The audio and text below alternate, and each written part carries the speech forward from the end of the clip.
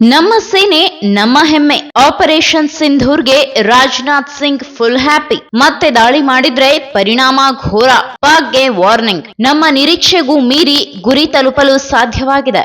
ಭಾರತೀಯ ಸಶಸ್ತ್ರ ಪಡೆಗಳ ಬಗ್ಗೆ ರಕ್ಷಣಾ ಸಚಿವರು ಹೇಳಿದ್ದೇನು? ನಮ್ಮ ಕಲ್ಪನೆಗೂ ಮೀರಿ ನಮ್ಮ ಸಶಸ್ತ್ರ ಪಡೆಗಳು ಆಪರೇಷನ್ ಸಿಂಧೂರ್ ಕಾರ್ಯಾಚರಣೆಯನ್ನ ಯಾವುದೇ ನಾಗರಿಕ ಹಾನಿಯಾಗದಂತೆ ಯಶಸ್ವಿಗೊಳಿಸಿದೆ. ಅತ್ಯಂತ ಸ್ಪಷ್ಟವಾಗಿ ನಿಖರವಾದ ಗುರಿ ಇಟ್ಟುಕೊಂಡು ಭಯೋತ್ಪಾದಕರ ಅಡಗುತಾಣಗಳನ್ನ ಧ್ವಂಸ ಮಾಡಲಾಗಿದೆ.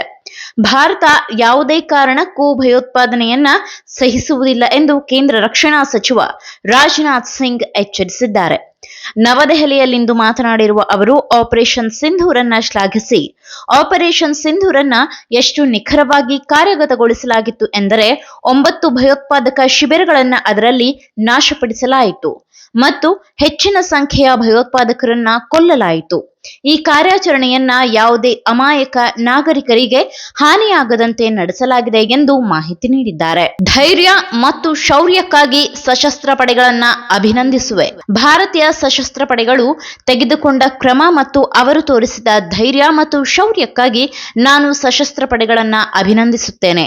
ಪಾಕಿಸ್ತಾನ ಮತ್ತು ಪಿಒಕೆಯಲ್ಲಿನ ಭಯೋತ್ಪಾದಕ ಶಿಬಿರಗಳನ್ನ ತಟಸ್ಥಗೊಳಿಸಲಾಗಿದೆ. ಇದು ನಮಗೆ ಹೆಮ್ಮೆಯ ವಿಷಯ. ಭಾರತೀಯ ರಕ್ಷಣಾ ಸಚಿವಾಲಯವನ್ನ ಇನ್ನಷ್ಟು ಬಲಿಷ್ಠವಾಗಿಸಬೇಕಿದೆ. ನಮ್ಮ ಭಾರತದ ರಕ್ಷಣಾ ವ್ಯವಸ್ಥೆಯ ಕುರಿತು ನಮಗೆ ಗರ್ವವಿದೆ. ನಾವು ಭಾರತೀಯ ರಕ್ಷಣಾ ಉದ್ಯಮವನ್ನ ಬಲವಾದ ಮತ್ತು ವಿಶ್ವಾಸಾರ್ಹ ಬ್ರ್ಯಾಂಡ್ ಆಗಿ ಮಾಡಬೇಕಾಗಿದೆ ಎಂದು ರಾಜನಾಥ್ ಸಿಂಗ್ ಸಂಕಲ್ಪ ತೊಟ್ಟಿದ್ದಾರೆ.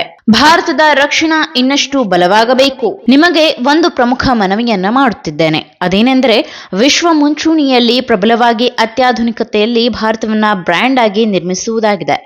ಆದರೆ ಹಲವು ದೇಶಗಳು ವಿಶ್ವದ ರಕ್ಷಣಾ ಮಾರುಕಟ್ಟೆಯಲ್ಲಿ ಉತ್ಪನ್ನಗಳ ಬಗ್ಗೆ ಸಂದೇಹಗಳನ್ನು ಹೊಂದಿರುವಾಗ ನಾನು ಬ್ರ್ಯಾಂಡ್ ಇಂಡಿಯಾವನ್ನ ಆಯ್ಕೆ ಮಾಡುತ್ತೇನೆ. ಸಂದೇಹ ಬಂದಾಗಲೆಲ್ಲ ಭಾರತಕ್ಕೆ ಹೋಗಿ ಇದು ನಮ್ಮ USP ಎಂದು ವಿವಿಧ ರಾಷ್ಟ್ರಗಳಿಗೆ ಭಾವ ಮೂಡಿಸಬೇಕು ಎಂದು ಅವರು ಪ್ರತಿಪಾದಿಸಿದ್ದಾರೆ. ಸರ್ವಪಕ್ಷದ ಸಭೆಯಲ್ಲೂ ಪಾಕಿಸ್ತಾನಕ್ಕೆ ವಾರ್ನ್ ಮಾಡಿದ್ದ ಸಿಂಗ್, ಆಪರೇಷನ್ ಸಿಂಧೂರ್ ಒಂದು ನಡೆಯುತ್ತಿರುವ ಕಾರ್ಯಾಚರಣೆ. ಭಾರತವು ಮತ್ತಷ್ಟು ದಾಳಿಗಳನ್ನ ನಡೆಸಬೇಕಾಗಿಲ್ಲ. ಆದರೆ ಪಾಕ್ ಪಡೆಗಳು ದಾಳಿ ಮಾಡಿದರೆ ಮತ್ತೆ ಪ್ರತಿದಾಳಿ ನಡೆಸುತ್ತದೆ ಎಂದು ಸರ್ವಪಕ್ಷ ಸಭೆಯಲ್ಲಿ ರಕ್ಷಣಾ ಸಚಿವ ರಾಜನಾಥ್ ಸಿಂಗ್ ಹೇಳಿದ್ದರು.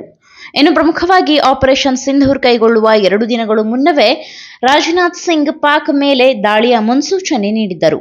ನೀವು ಅಂದುಕೊಂಡಂತೆಯೇ ಆಗುತ್ತದೆ. ಪ್ರಧಾನಿ ನರೇಂದ್ರ ಮೋದಿ ಅವರ ನೇತೃತ್ವದಲ್ಲಿ ನಿಮ್ಮ ನಿರೀಕ್ಷೆಯನ್ನು ನಾವು ಹುಸಿಯಾಗಲು ಬಿಡುವುದಿಲ್ಲ ಎಂದು ಅವರು ಸಭೆಯೊಂದರಲ್ಲಿ ಹೇಳಿದ್ದರು.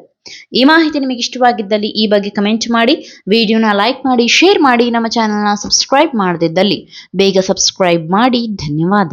ನಾನು 86 kg ಇದ್ದವಳು 71 kg ಬಂದಿದ್ದೀನಿ. ವಯಸ್ಸಾದ್ಮೇಲೆ ಸ್ಮಾರ್ಟ್ ಆಗಿ ಕಾಣ್ತೀರಾ ಅಂದ್ರೆ ಜಿನ್ನಿ. 126 kg ವೇಟ್ ಇದ್ದು ನಾವು ಈಗ 114 kg ಲೆಕ್ಕ ಬಂದಿದ್ದೀವಿ. ಯಾವುದೇ ಸೈಡ್ ಎಫೆಕ್ಟ್ ಆಗಿಲ್ಲ. 84 ರಿಂದ 50 kg ಬಂದೆ. ಆಮೇಲೆ ಸಣ್ಣಗೆ ಫಿಟ್ ಆಗಿದ್ದೀನಿ. ಅದಕ್ಕೆ ನಾನು ಯೂಸ್ ಮಾಡ್ತಾ ಇರೋದು ಜೀನಿ ಸ್ಲಿಮ್.